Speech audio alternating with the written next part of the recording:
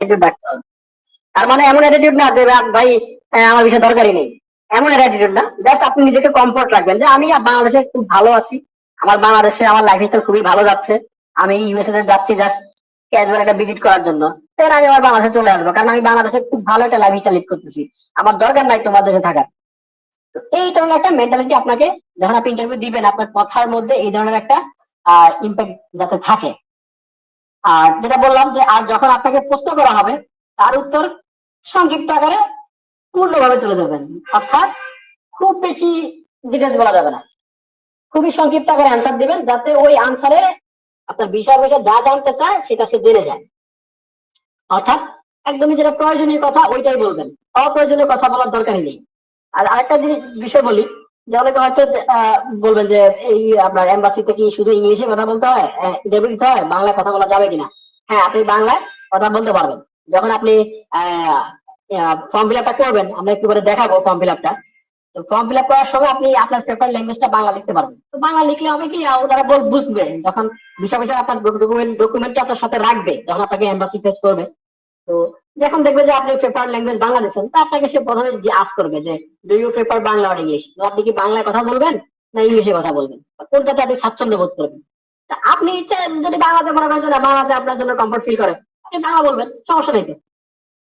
আপনাকে যে ইংলিশে কথা বলতে হবে বা ইংলিশে কথা বলে আপনাকে একটু স্মার্টনেস দেখালে এমনটা না, দেখা গেল আপনি ইংলিশে খুব ভালোভাবে আনসারই করতে পারলেন না, অথচ আপনি প্রেফার ল্যাঙ্গুয়েজ দিয়ে রাখছেন ইংলিশ। তো এটা করা যাবে না, আপনি বাংলা হলে বাংলা, ইংলিশ হলে ইংলিশ, আপনি যেটাতে কমফর্ট ফিল করেন। তো আচ্ছা, সর্বপ্রথম আপনারা অলরেডি জানেন যে একটা আমাদের মেইন যেই কাজটা সেটা হচ্ছে বুকিং করা। হ্যাঁ, সো বুকিং করার পরবর্তী সময় আমরা 3 থেকে 4টা আমাদের ইনফরমেশন প্রয়োজন।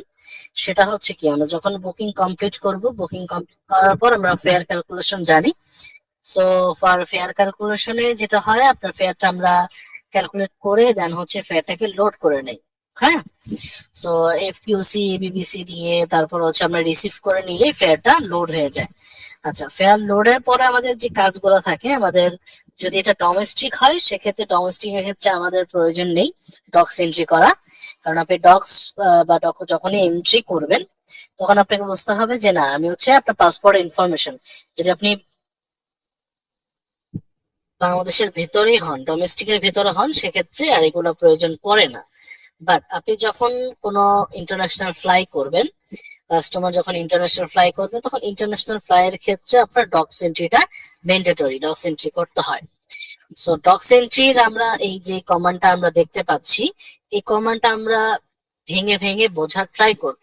ফার্স্ট অফ অল, দেন আপনি যদি চান এই ডক্স এন্ট্রিটা হচ্ছে আপনি সেভ করে রাখবেন, বা সেভ করে আপনার ডক্স এন্ট্রিটা জাস্ট আপনি এই সেমই বসবে সবকিছু। ডক্স এন্ট্রি কখনো মানে প্রত্যেকটা প্যাসেঞ্জারের জন্য জাস্ট হচ্ছে প্যাসেঞ্জারের ডিটেলস গুলা, প্যাসেঞ্জারের ইনফরমেশন গুলা, এগুলা চেঞ্জেস হয়, আর আদারওয়াইজ অন্য কিছু চেঞ্জেস হয় না।